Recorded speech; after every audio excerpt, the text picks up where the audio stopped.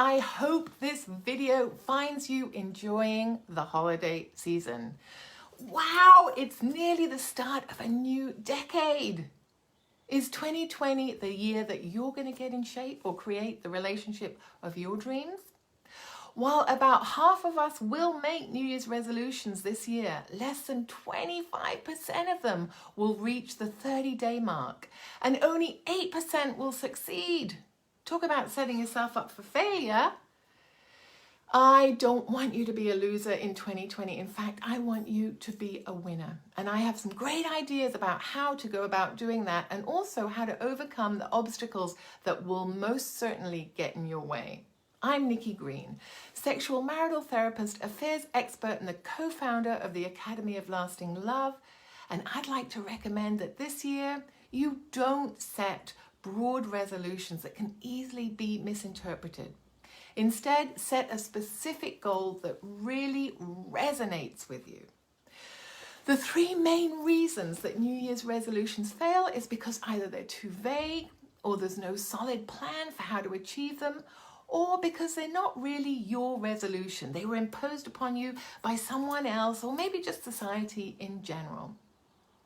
According to the Journal Management Review, for a goal to succeed, it needs to be SMART, which stands for specific, measurable, achievable, relevant, and time-bound.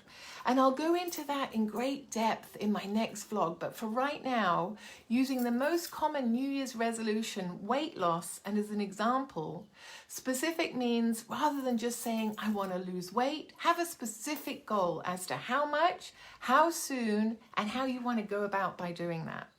According to the great Warren Buffett, what can't be measured can't be improved. And while measurable is pretty obvious in this example, it can be used across the board.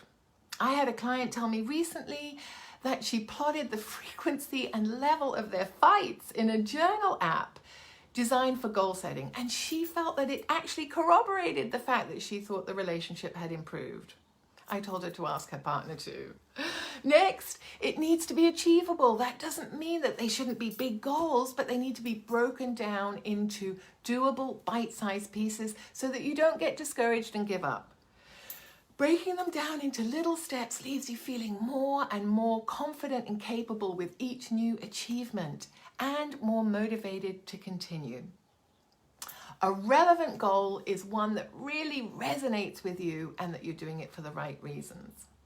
Lastly, it needs to be time-bound, which means the time frame for achievement needs to be both clear and realistic, both for the large goal but also for the smaller steps that will, over time, get you there.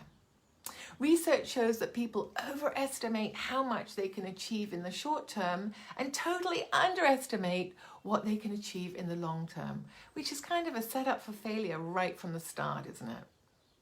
So my advice, don't be a hero at the beginning. Be realistic so that you don't get discouraged.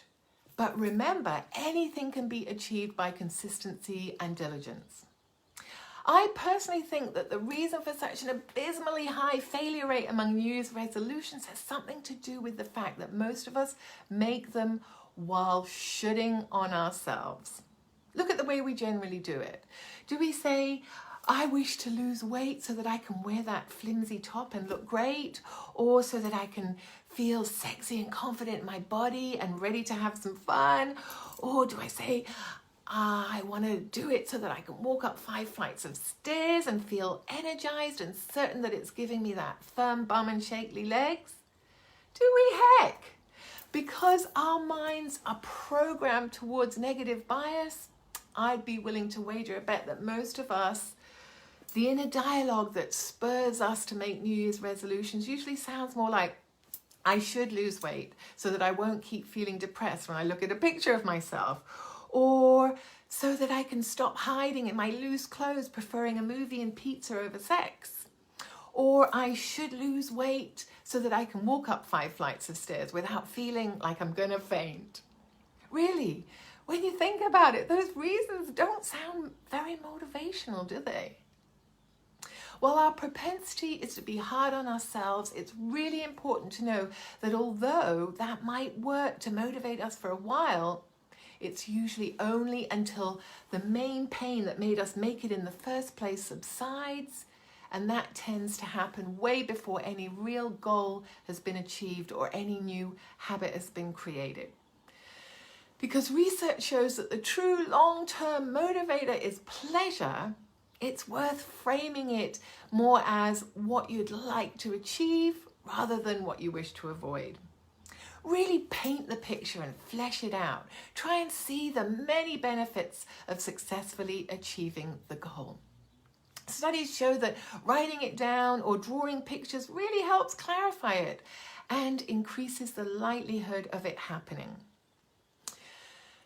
To continue using the weight loss example, rather than a broad but vague resolution to lose weight, you could instead create a really positive goal and say something like, I want to adopt a diet and a level of physical activity that's backed by the top health and longevity experts in the world.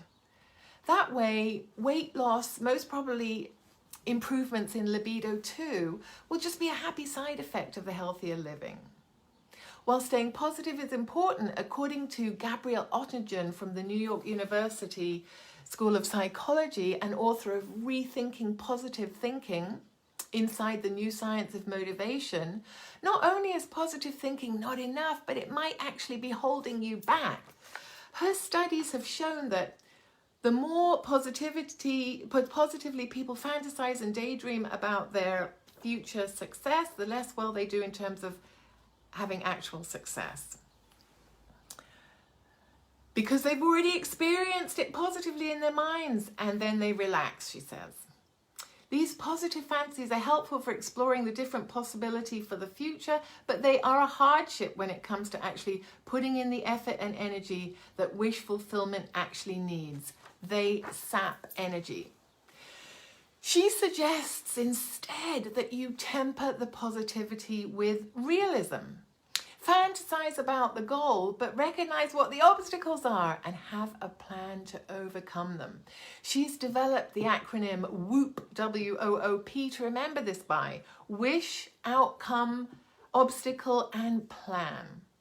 So using a goal that really resonates with you, write it down in a positive and motivating way. Use the SMART goals criteria, which I'll talk more about in my next vlog entitled Great Relationships Are All About Good Habits. Also, get very clear about your long-term and short-term strategy and write down the exact steps needed to achieve it. Be as specific, detailed, and clear as you can with your plans so that your mind can just focus on doing it rather than on what to do. And don't be afraid to tweak it as you go along. Lastly, try and foresee as many obstacles as you can and have a plan for how to overcome each of them. Anyway, I hope this has been of help and that it motivates you to do things a little differently this year. And if it does, please do let us know. I hope you'll join me in a couple of weeks where we'll have a deeper look at habits, why the bad ones are so hard to break, some ideas on how to do that and replace them with good habits that serve you and your relationships better. Follow us on the Academy of Lasting Love Facebook page to be reminded of when that comes out. Also, if you'd like a transcript of this, please sign up for our newsletter now. The links will be attached. I wish you lots of luck and love and laughter for 2020. And until next time, be good to yourself. And as always, keep it real.